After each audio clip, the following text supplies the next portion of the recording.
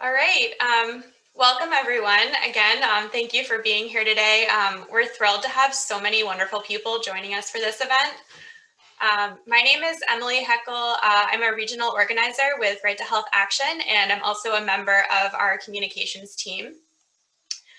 Just to give you a little background, if you're new, Right to Health Action is a grassroots movement of volunteers dedicated to pragmatically fighting for health equity. We came together as a team in response to the COVID-19 pandemic based on a shared belief that health is a human right. As we enter into our second year as an organization and the number of lives lost to COVID-19 continues to tick upward, it's more important than ever that we celebrate the efforts of those working tirelessly to mitigate the physical and emotional damage of this pandemic and prevent those of the future. Today, we are honored to have Rosie Davis here with us. Rosie is a medical skin specialist and the founder of Yellow Heart Memorial, an international movement that seeks to recognize the millions of lives that have been tragically lost to the pandemic. Before we jump into the panel, I'd like to turn it over to Rosie to share her story and why she has joined the fight with Right to Health Action. Hello, thank you for having me today. It's such an honor to be here. My name is Rosie Davis. I lost my mom, Mary Castro, to COVID-19 on May 17th of 2020. My mom had several underlying health conditions. And when the pandemic hit the United States of America, my fear was that my mom would contract the virus. She more or less fit the description of everything that we heard when the pandemic hit Washington. Especially with people in nursing homes. And so she was amongst the most vulnerable population. My fears became a reality when my mom she started showing symptoms of COVID-19 on Mother's Day of last year. That would be the last day that I would actually see my mother face to face, would be Mother's Day.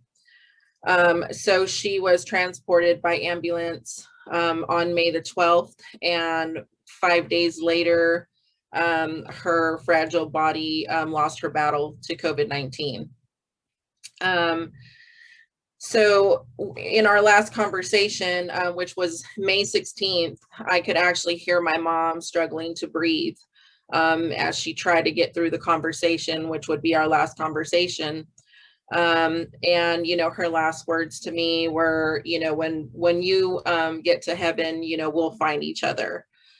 So I kind of feel like my mom had a sense that she was not going to pull through.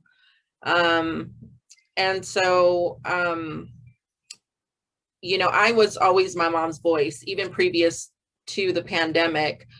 With all of the underlying health conditions that my mom had, I was always at the hospital with her. I always talked to the doctors and nurses because my mom was also diagnosed with early onset dementia as well. So to not have the permission to be with her in the hospital, I was literally stripped of everything in one day. I could no longer be by her side. I could no longer comfort her. And I can't even imagine how my mom felt with dementia and being very confused as to why her daughter was not next to her to talk to doctors and talk to nurses, or to even be there to comfort her, even up until she took her last breath. So, my mom was a DNR, and so they did everything that they could for her. They tried to give her convalescent plasma, which she didn't even make it long enough to receive that plasma. She ended up passing away. So through the grief, through the, me not having any closure from losing my mom to COVID-19, I actually turned my grief into action, and I started Yellow Heart Memorial. I wanted to give my mom the honor and the dignity that she did not receive from dying from COVID-19. When my mom passed away, they told us right away that my mom had to be cremated. We did not have we didn't even have an option. They told us that we could see her body afterwards. That was taken away from us as well. So the next time that I would even be in the presence of my own mother would be picking her up from a funeral home in a box, which would be her ashes. And that would be a month later because of the overwhelming death numbers that we were receiving here in the Dallas area. So, you know, I wanted to pay respect to my mom. I wanted to give her something that she did not get in her death. I didn't want her death to be in vain. And I wanted to make sure that people knew that my mom was not a number. My mom was an actual human being. She mattered to her family. My mom was a nurse for 18 years. She mattered to her community and to her patients that loved her very much. And so with that being said, we created Yellow Heart Memorial, and we paid tribute to every loved one that has lost their battle with COVID, like my mother. We not only have that here in the United States, but we have it worldwide. And so just here in the United States alone, we have a number, 7 memorials that are currently on display and actually going up here in the next couple of months. We actually have a memorial that is in the works in South Africa, one in the UK, and one potentially in the Philippines. And so our movement has just taken off, and people are, through the Yellow Heart Memorial, people are actually finding some kind of comfort to be able to give a name and a name and a face to a number that we hear in the news every day. With us as survivors losing someone to COVID, we have constant reminders every day. When we turn on the TV, we hear numbers. And so with those numbers trying to drown out our loved ones, we just want to make sure that people know, that they're humans, they're not numbers. And so with that being said, I just appreciate you guys having me today. I look forward to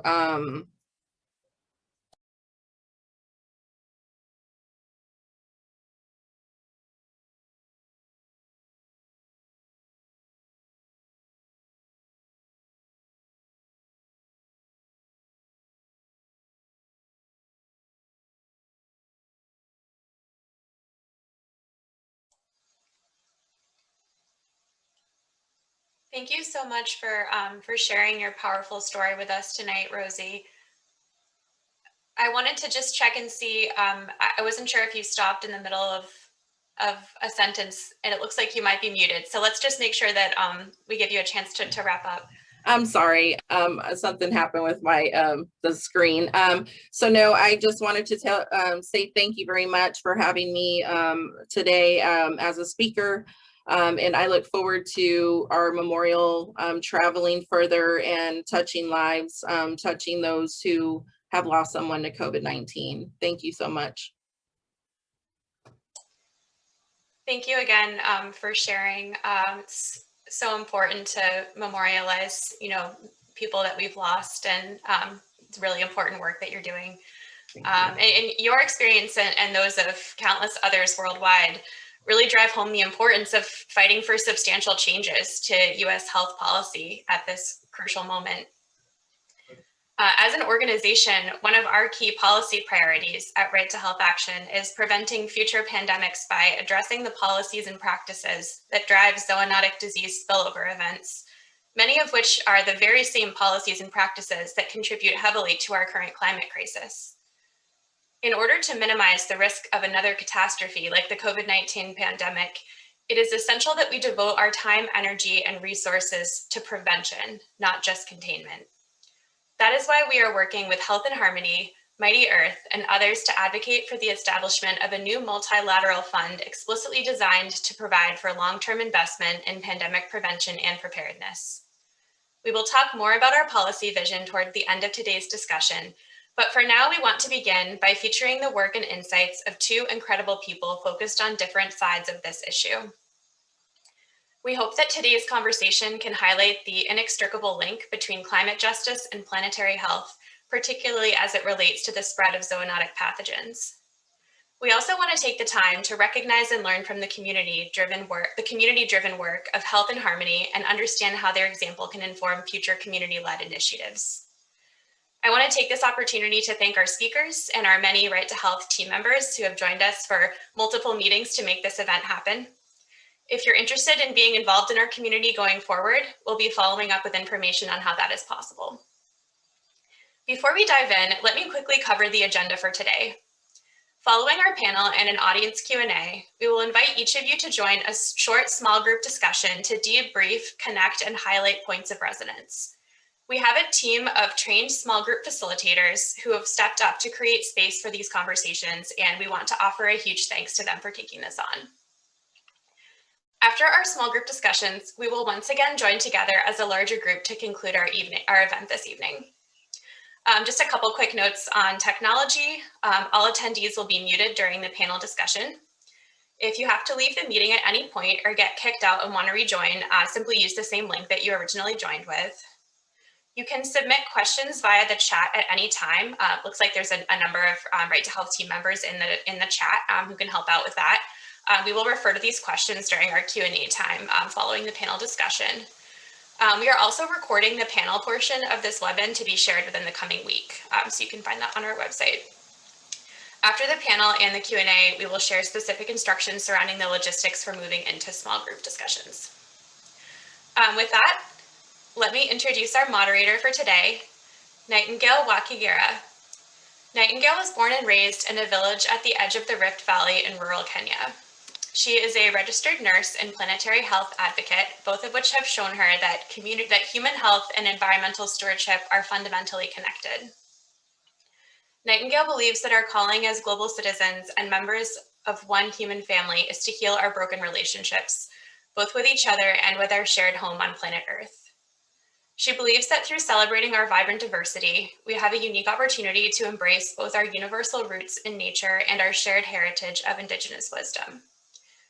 Thank you so much for joining us and moderating today's panel, Nightingale. I'll let you go ahead and share a bit more about your work and introduce our speakers and the focus of today's panel. Thanks.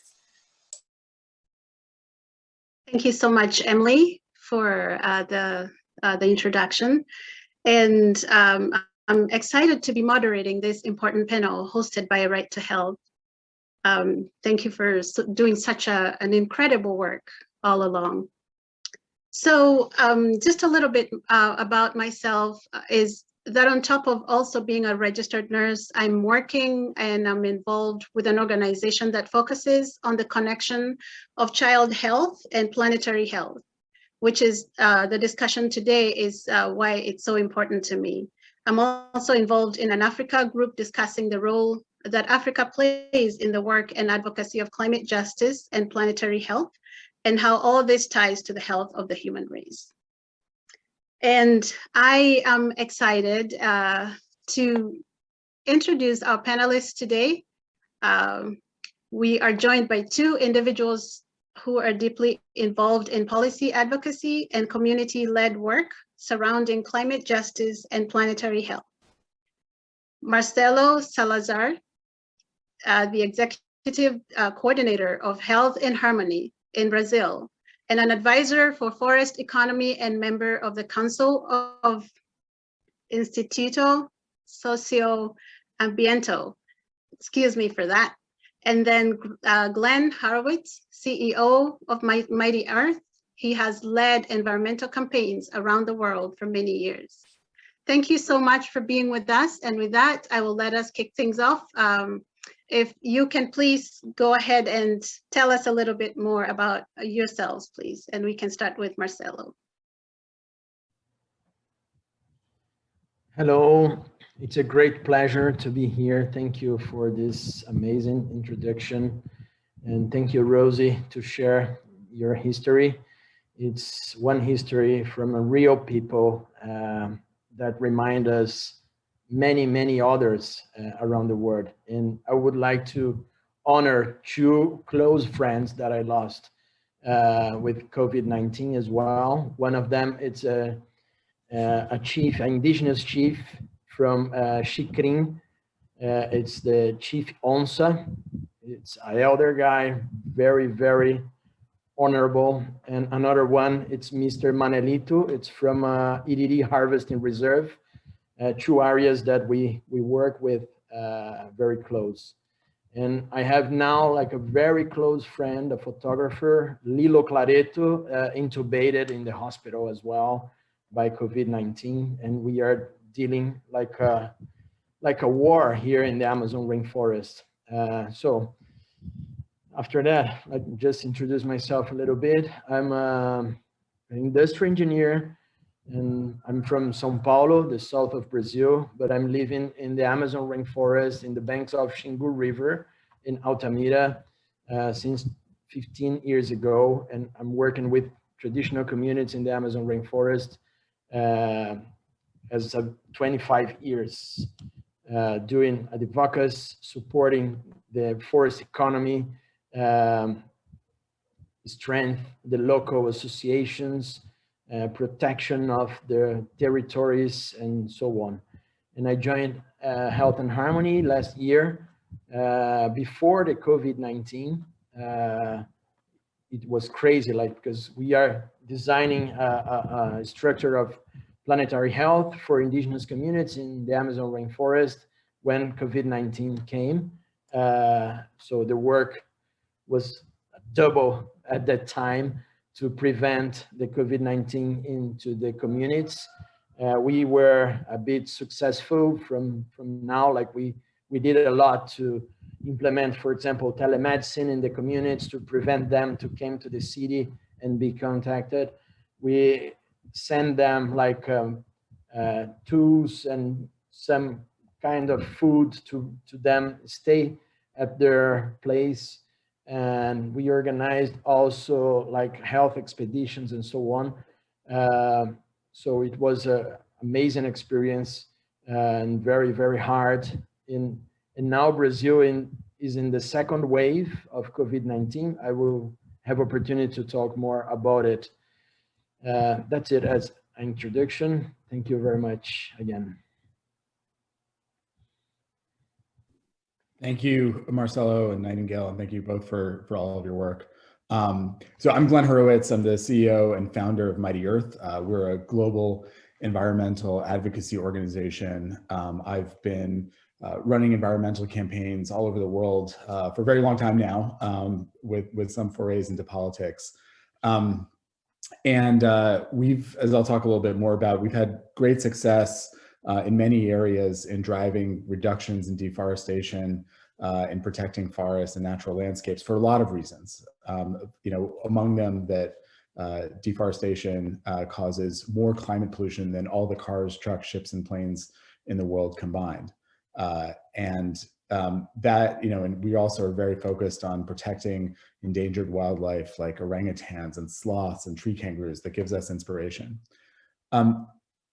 Over a year ago, when the COVID-19 pandemic hit, we almost immediately saw the connections between the need to protect forests and preventing future pandemics. As urgent as the current crisis is, we knew that in many ways, you know, this pandemic is nowhere near as bad as it could be. The incidence of pandemics occurrence has been increasing, and the leading cause of that is destruction of natural habitats by the expansion of commercial agriculture. And so this was an immediate concern, and we worked with public health experts to raise attention to this issue and the need to prioritize protecting forests to prevent future pandemics. This is COVID-19, as bad as it is, has been called a starter pandemic. And when you look at the data, I fear that that's really true. You know, so we were working actively on this and working to mobilize funding and attention and getting some of the companies that we target to take action on this basis.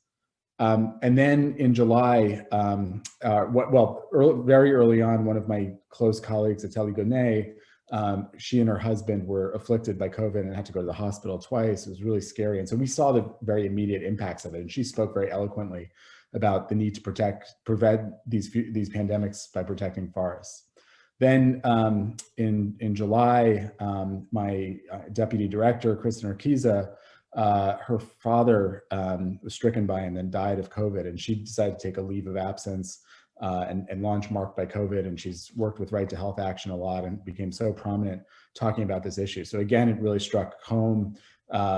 And then in all the time we were working on this, and then finally in December, my 93-year-old father, who had pretty bad dementia, broke his shoulder and had to go to a rehab center. And because he had dementia, he had to stay there for a long time. Unfortunately, caught COVID and died in December from it. And so I'd been working very hard, on this issue of pandemic prevention, and had close colleagues intimately affected by it. And then, it really hit home for me. And so Rosie was talking about, kind of making a memorial, and I think for me, I've always, one of the reasons I've always done conservation work is because I believe that conservation is how humans can brush up against the eternal. If we can protect endangered species that would otherwise go extinct, that's something that can have profound implications for eons and change the future of the world. And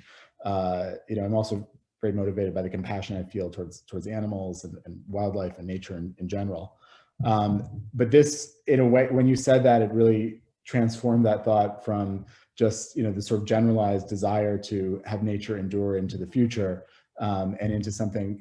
I think this work is, in a way, a memorial to my father and all the other victims of COVID. So thank you for sharing that, and I look forward to really focusing on our work and the strategy and the great, wonderful opportunity we have right now. But thank you for letting me share that story. Thank you so much, Marcelo and Glenn, for sharing, and even Rosie for sharing, because these are the reasons why we're here today, to connect through our stories and through our experiences and fight for justice. So a quick question for both of you, Glenn and Marcelo, is, and it ties a little bit on to what you just talked about, is the title of this event is Climate Justice and Planetary Health. Can you please elaborate a little bit more on the link between climate and human health, and particularly as it relates to pandemic infectious diseases? Maybe Glenn, you can start us off. Sure. So, there's many impacts when you talk about destruction of nature, and one of them is very much human health. There's very basic impacts when we see these large meat, palm oil, chocolate companies go into an area and denude the area of forests. First of all, for the indigenous communities and other communities who depend on the land, their livelihood is taken away.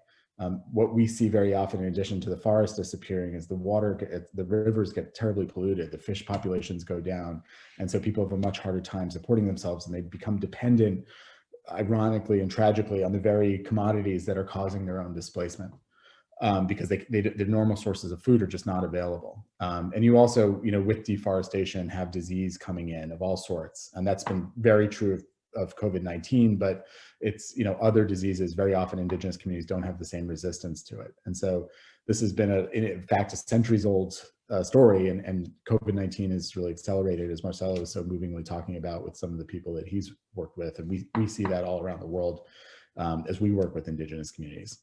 The other element, and this goes to tropical deforestation in particular, is the burning of rainforests that we've seen in the Amazon and Southeast Asia sends huge amounts of toxic haze into the air. The 2015 haze crisis in Southeast Asia caused more than 100,000 deaths just from pure respiratory issues. When people are more vulnerable because of haze to respiratory ailments, they become more vulnerable to respiratory diseases like COVID-19. So that's some of the issues. There's been a lot of other research showing that even without COVID, even without pandemics, the pollution, the destruction of nature is a real and immediate threat to human health. So there's very close connections. I would just add to that, as threatening as it is, protecting nature can heal and make people's health more resilient by cleaning water, by cleaning the air. nature can come back. And we just helped support the launch of a big fund in Southeast Asia this past week, which is a real breakthrough for our work, where companies have committed not only to avoid deforestation, which we've had success with in the past, but actually commit $1 billion over 25 years to restore 500,000 hectares of forest. And so, with that kind of initiative, and we're going to talk more about an even bigger opportunity that we have, that is, I think there really is an opportunity to heal. So it's not just a source of danger, but also something that we can look to for the future. Thanks. Thank you, Glenn. I'll let you, Marcelo, jump in. Okay. I think just to illustrate a little bit what Glenn said, like we are facing in the Amazon rainforest huge destruction caused by fire, deforestation, illegal logging, illegal mining, and other threats. For example, new roads without planning and this kind of thing. So we have a chock of two different models of possible development nowadays here in the Amazon rainforest.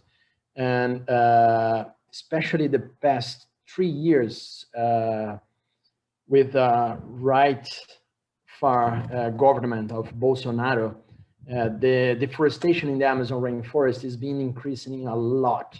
So it causes a lot of problems and can cause a lot of disease. For example, malaria, it's rising again in the region.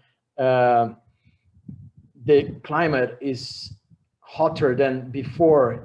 It changed the environment, and to grow food, it's different. Different mosquitoes came up.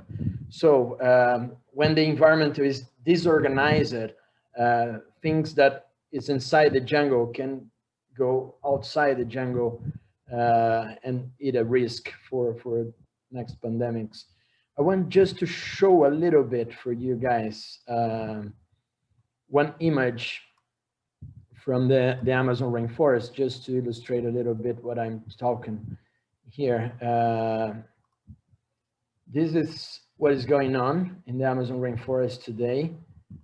Like, as you can see, all the green and orange areas are protected areas or indigenous territories, the orange ones, or protected units like parks and harvesting reserves, the red ones.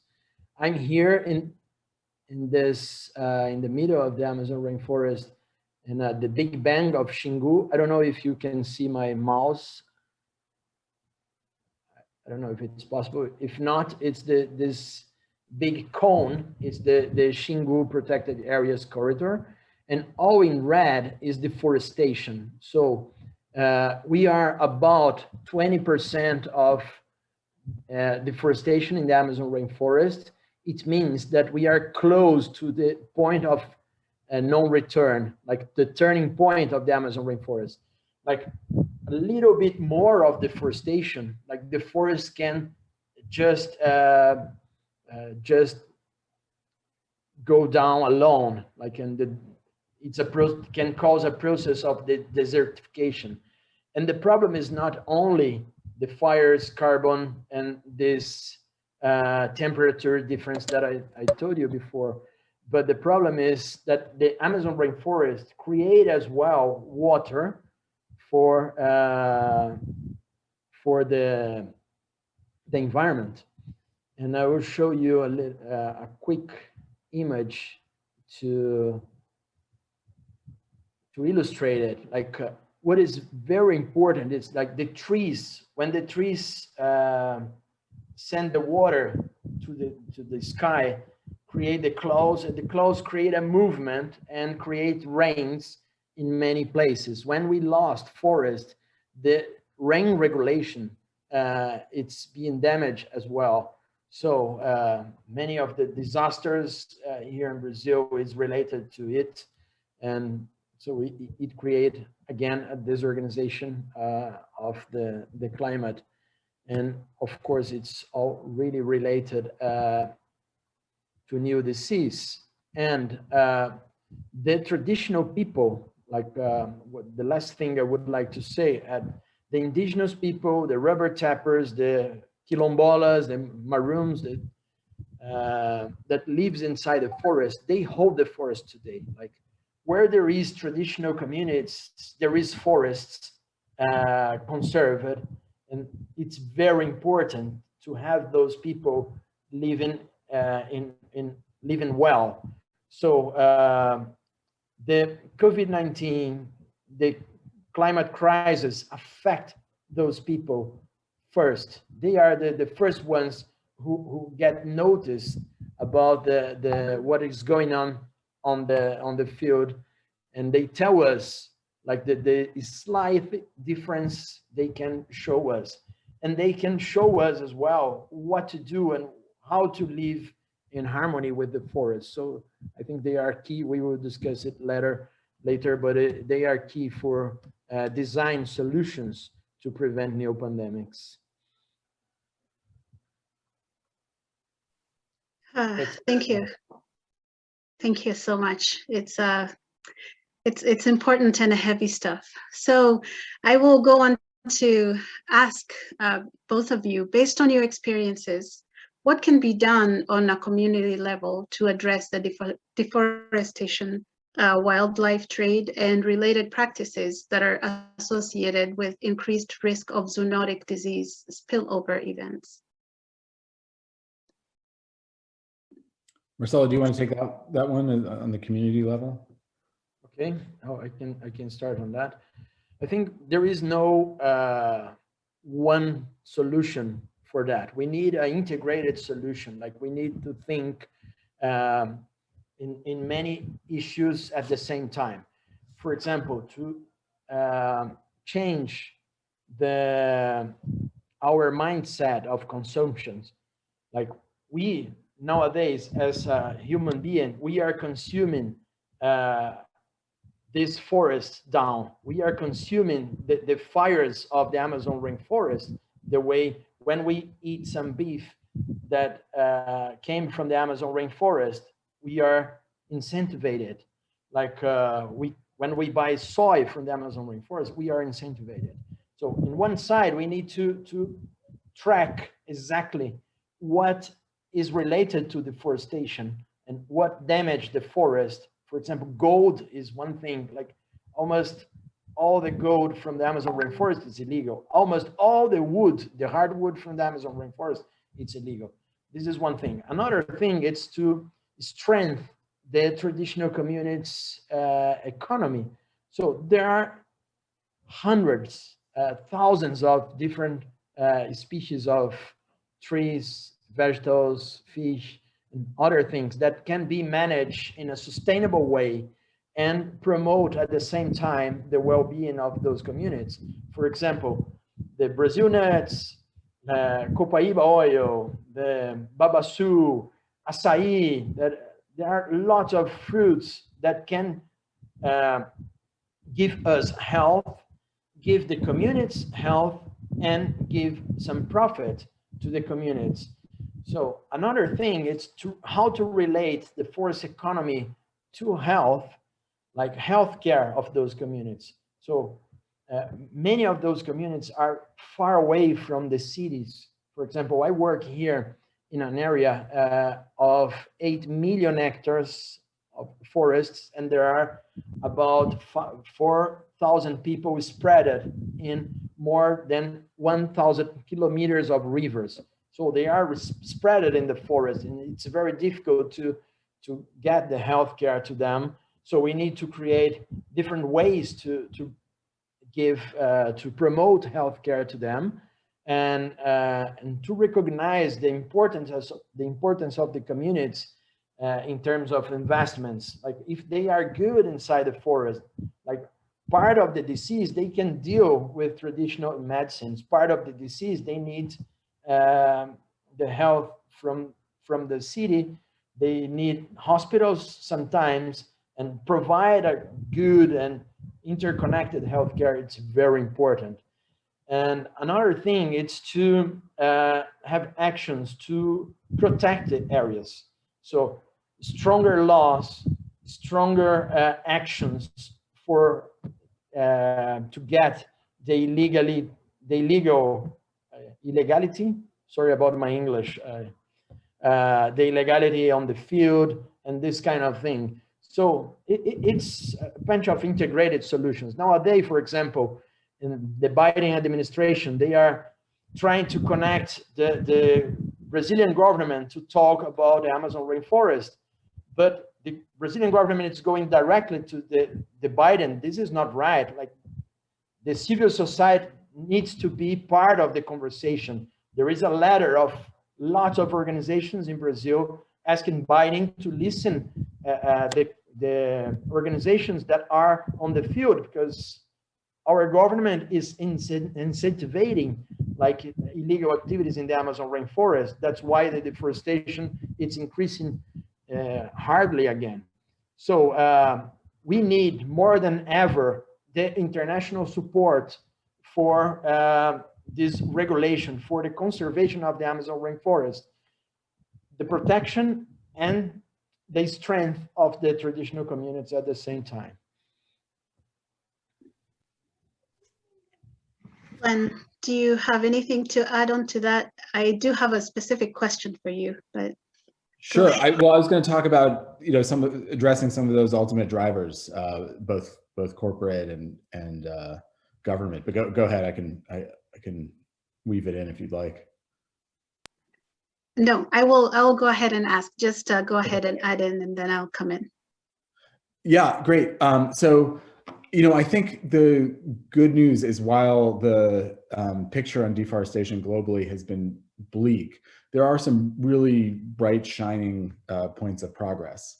And to give you a story about one of them, you know, not so long ago, there were 1 million acres per year of deforestation just for palm oil, primarily in Southeast Asia.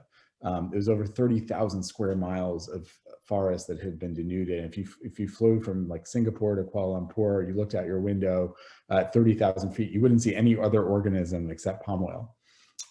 And that had been the baseline. But we and some of our allies set out to change that reality. And we launched a number of campaigns around the world at consumer-facing companies that sold palm oil and products like soap and cookies and cereal, et cetera.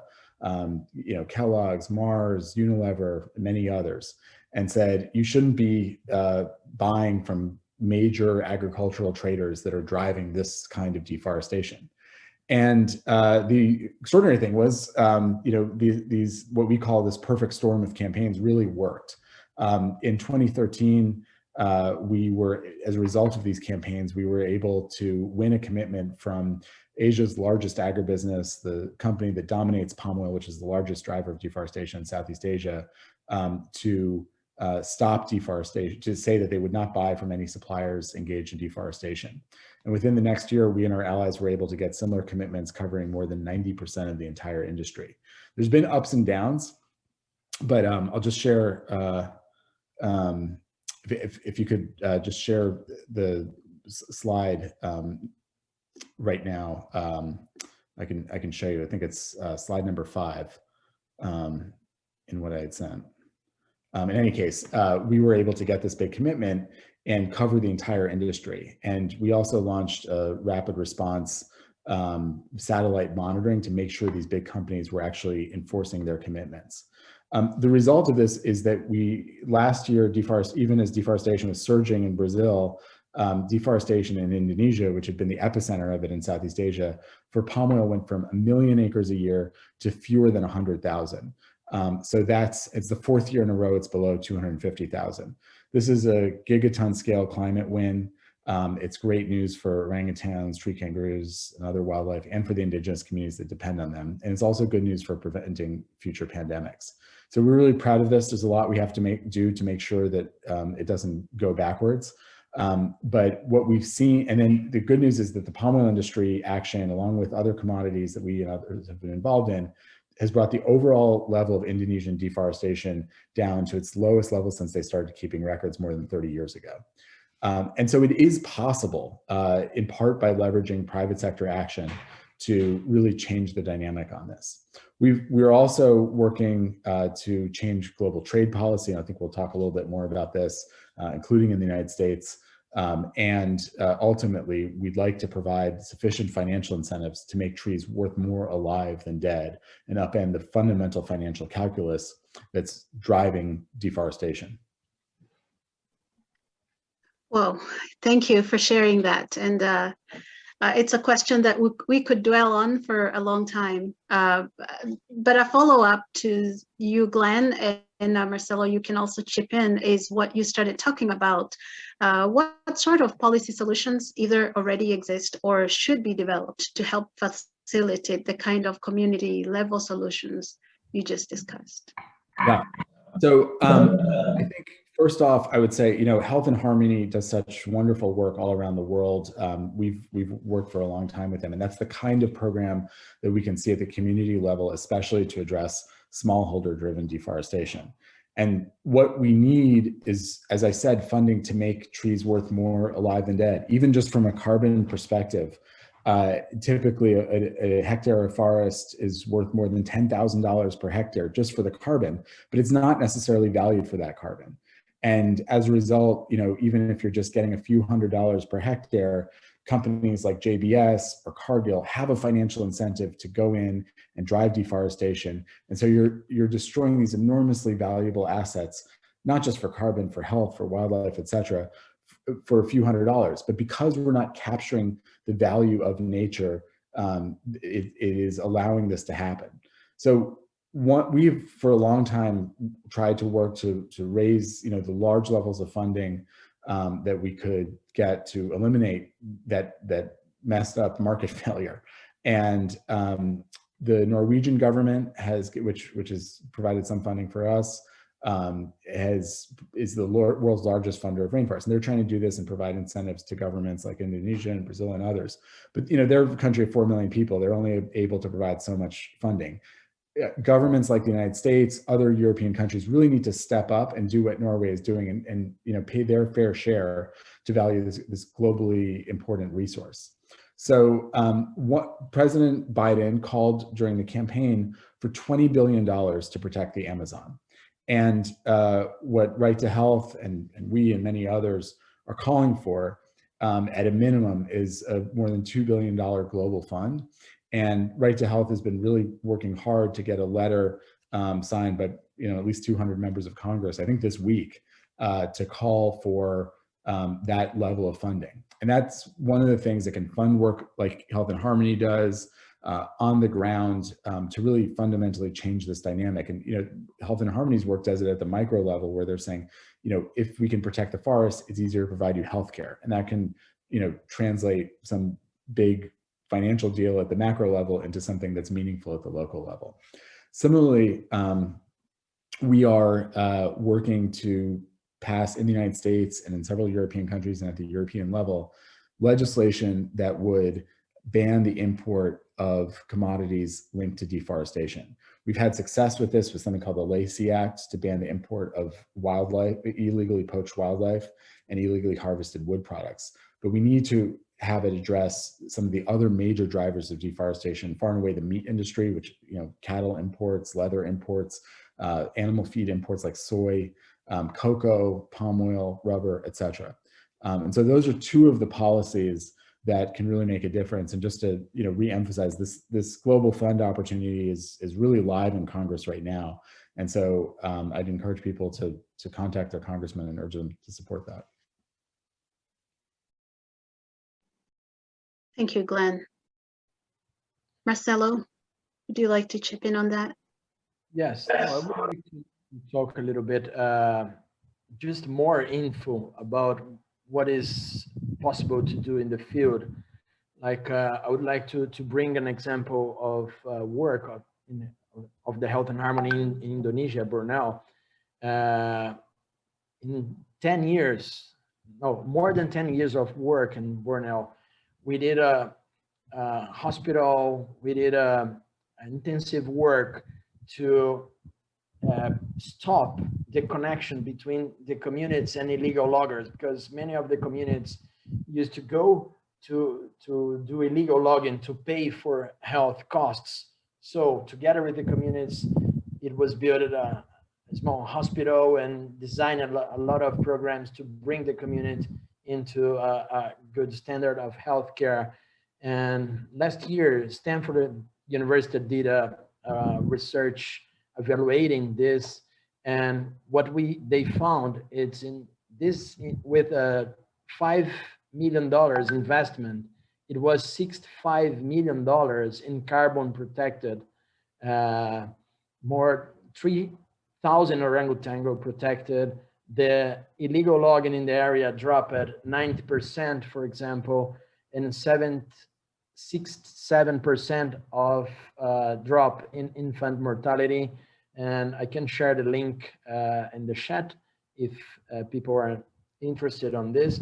But this relationship between health and protection is very important. And just adding what Glenn said, another initiative that many of us are as involved is the preventing pandemics at the source. So it's doing the advocacy to the United States government to create a prevention fund to support indigenous communities and protect and stop the deforestation and so on. So there is a coalition, there is a website, preventingfuturepandemics.org, that there are lots of information about this initiative as well. So we need to think in the solutions and to have the proper funds to these solutions as well. Like here in the Amazon rainforest, like the biggest initiative we had was the Amazon Fund, and the main donor was the government from Norway. It was $1 billion fund. It was important, but it was not necessary. It was not enough to address and to give all the solutions. I would like just to add what into what Glenn said. Like, it's very important to identify and to do campaigns against the companies who is doing the deforestation, but it's very important as well to promote business that conserve the forest, because many of the money that flows in the cities around the forest nowadays came from those companies. So we need to substitute. We need to have another sources of incomes. I'm talking now about the cities around the forest. Like I live in a city, Altamira, which has about 1,500 people. Oh, sorry, 150,000 people, and like they live. A lot of money came from cattle, came from illegal logging, came from illegal mining, and just part of this money came from sustainable forest, for example, cocoa, Brazil nuts, rubber, and other stuff. So we need both. We need to do both, like to punish who is doing the deforestation and promoting who is doing good business in the forest, like together with health and policies for protection. And it needs money. Like we need to do innovation. We need to really go to the next level in the tropical forests, not only in the Amazon rainforest. Thank you both. So I will ask you about recently, there have been calls to establish a global pandemic prevention fund that you touched on a little bit, akin to the global fund to fight AIDS, TB, tuberculosis, and malaria. What are the key programs and policies such a fund should incorporate to help stop future pandemics? And how should this new global fund be administered to ensure it is accountable to communities? Great. I think what we've seen is that we need a lot more funding, as I said, to make trees worth more alive than dead. And I hope that the attention that the groups here are bringing to the fact that protecting forests is the single most important thing to do to prevent pandemics will allow us to, marshal the political support to have much greater funds for nature conservation. The other thing that needs to happen in addition to protecting habitat is stopping wildlife trafficking and other unsustainable forms of hunting. And so, I think one of the things that Right to Health and others are trying to do is, by getting $2 billion in seed funding, is really being able to scale that up over time to get to the $20 billion that we need. Ultimately, deforestation, wildlife trafficking, like most forms of environmental destruction, is economically marginal. And so, while we are talking in billions relative to the hundreds of billions of dollars in value of these commodities, it's not that much that you need to change the dynamic. And there's a lot of examples of success when we have done that, and Health and Harmony at the community level is one of those. I think there's a need at the government level to provide incentives to countries, Brazil, Indonesia, Democratic Republic of Congo, Ghana, Gabon, etc., to protect or reduce deforestation. There's also a need to make sure that that is translated into action at the community level.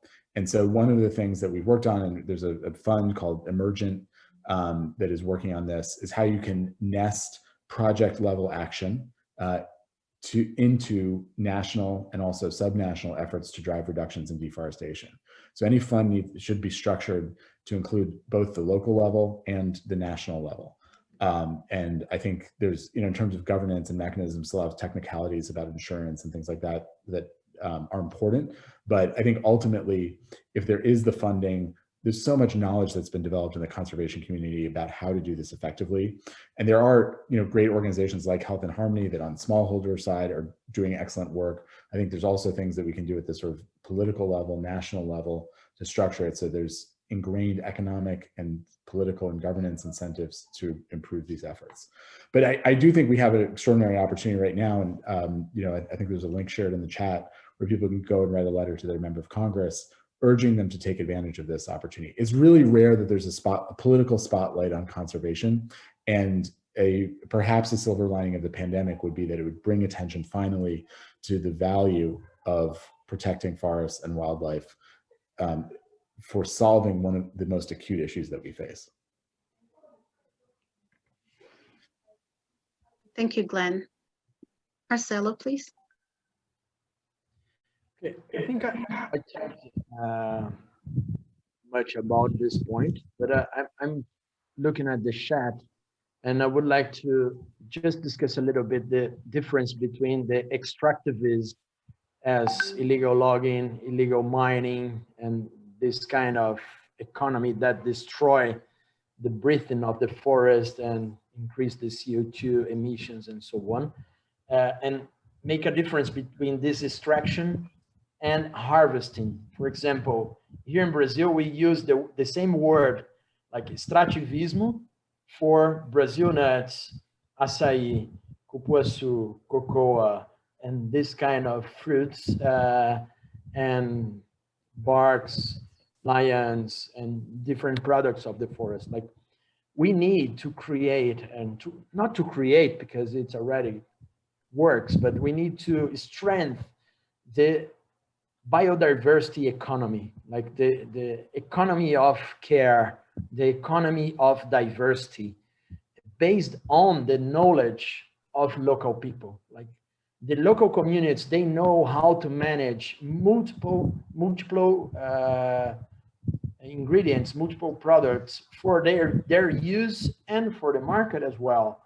So how can we strengthen this? Like, one of the things that we should address in any solutions, it's like socio and environmental payment for environmental service. Sorry, the translation. This is a mechanism that's very important for the local communities and for local governments as well to hold the forest and to create another economies around. So this is something to be really well designed and really well addressed. There are lots of initiatives like Red Plus and some initiatives on carbon that has a shape of payment for environmental services.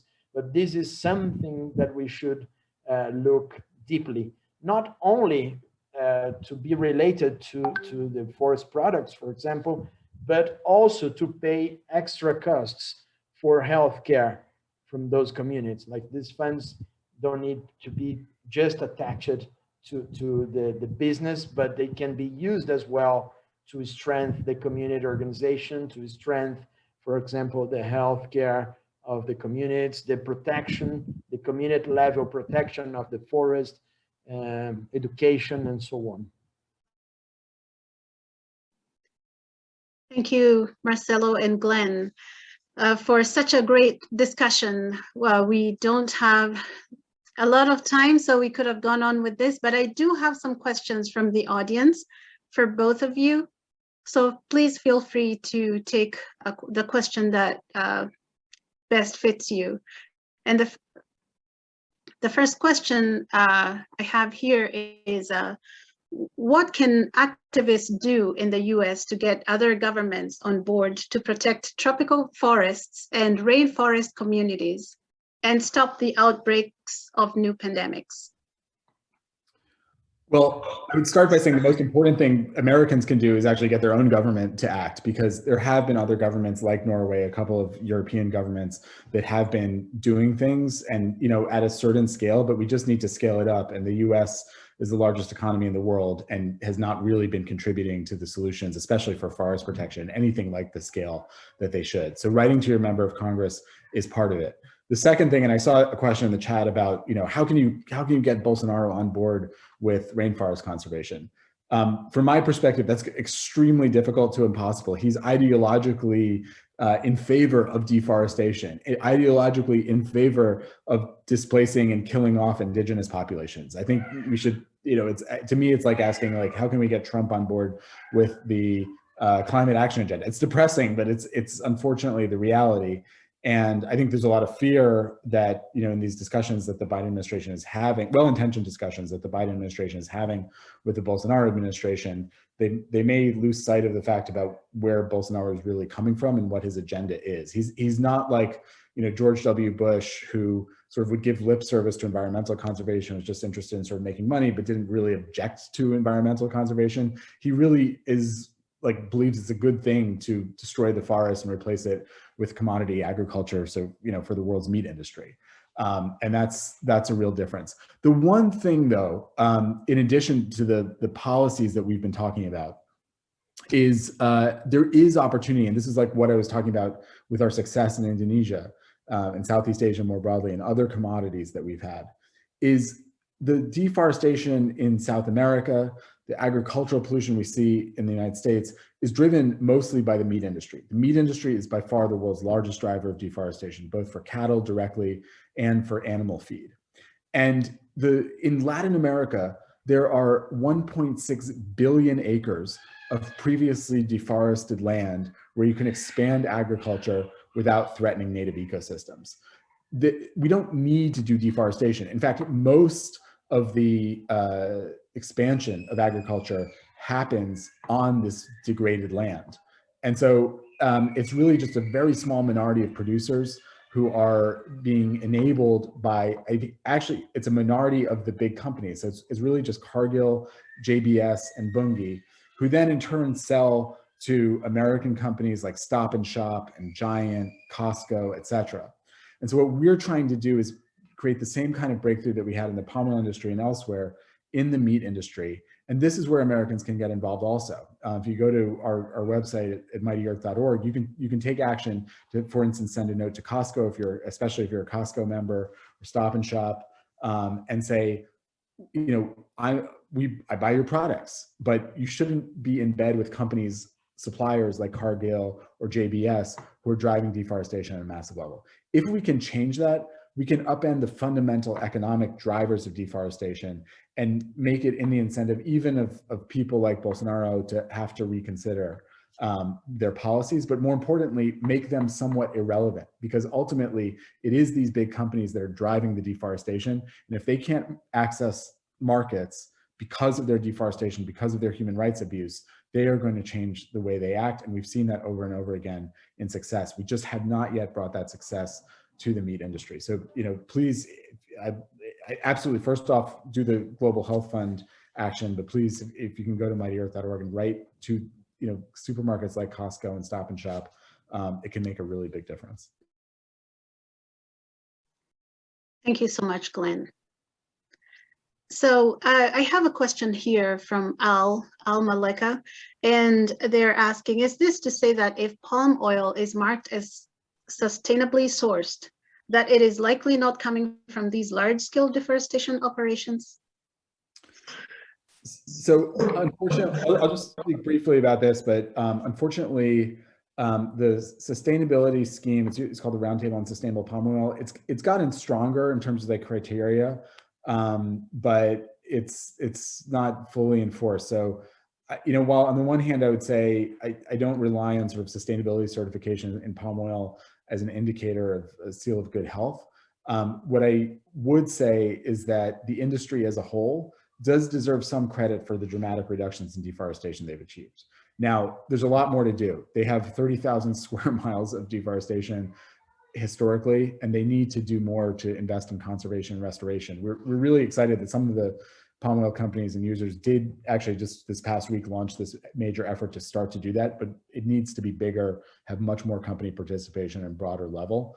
And so I think that's part of it. I think the real thing, in terms of like what US customers are really connected to, is the meat industry right now, among other things. Chocolate's a big problem too, but in the meat industry, it's by far the world's largest driver of deforestation. And that's why we're really focused on meat sellers, Costco, Stop and Shop, McDonald's, that are driving this problem by doing business with the worst deforesters in the world. Thank you so much, Glenn. So another question by Linda Minikin is, what is a list of agribusinesses who are greatest transgressors? Sure, I can jump in here, and maybe Marcelo from your perspective on the ground. I'll first, it varies a little bit by industry, but like, again, the meat industry is the largest driver of deforestation and climate pollution. So let me focus there. We have done multiple investigations on the ground across the Americas, both in South America and North America, into the big meat companies to see who is driving destruction, whether it's deforestation in South America or water pollution and climate pollution in the United States. And the extraordinary thing, and we've worked with the University of Wisconsin, National Wildlife Federation on these analyses, is that you don't find that deforestation is just sort of a generalized problem that different companies are driving. I mean, I think there's no perfect company, don't get me wrong, but we find it highly concentrated among these three big agribusinesses. It's JBS, which is Brazil's largest cattle company.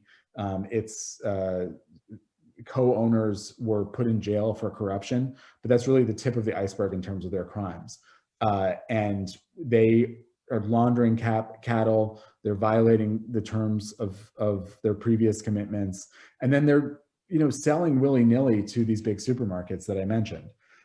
Second, Cargill is the world's largest agribusiness. It's based in Minnesota. And it has continued, along with this other company, Bunge, driven deforestation at the frontier. We did investigations across 3,000 square kilometers of South America. And we kept finding that it wasn't other traders, it was Cargill and Bunge who were going into the frontier areas, going where there was forest left, not investing in just the areas where previous deforestation had happened and where you could expand without it.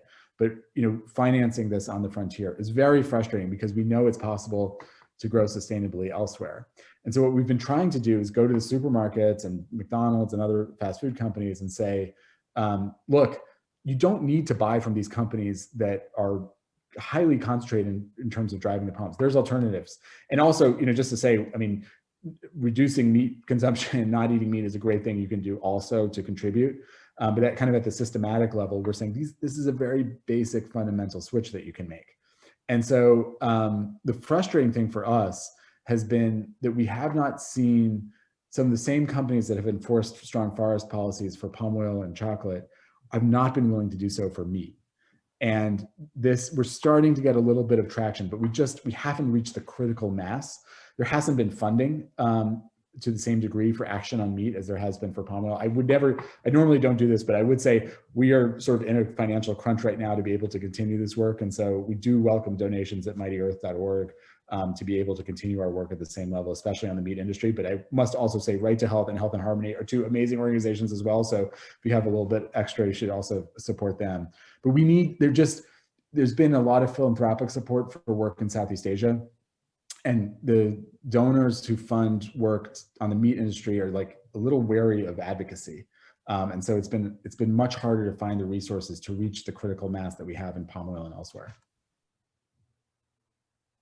I would like just to add, I do agree, Glenn, with all the companies you said, but I would like just to add some information that, for example, in the Amazon rainforest, in the last 33 years, we lost 2 times the size of UK, for example.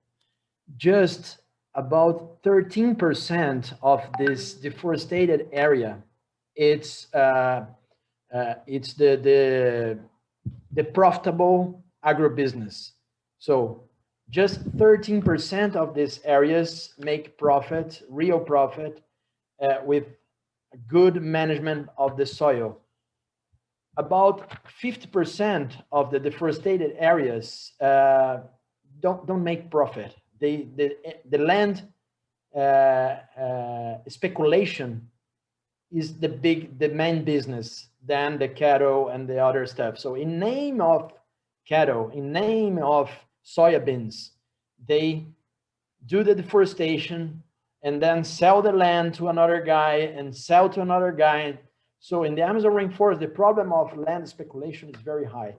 And about 40% of the land is completely abandoned with no production. So we have space to grow the agriculture and to plant forest at the same time.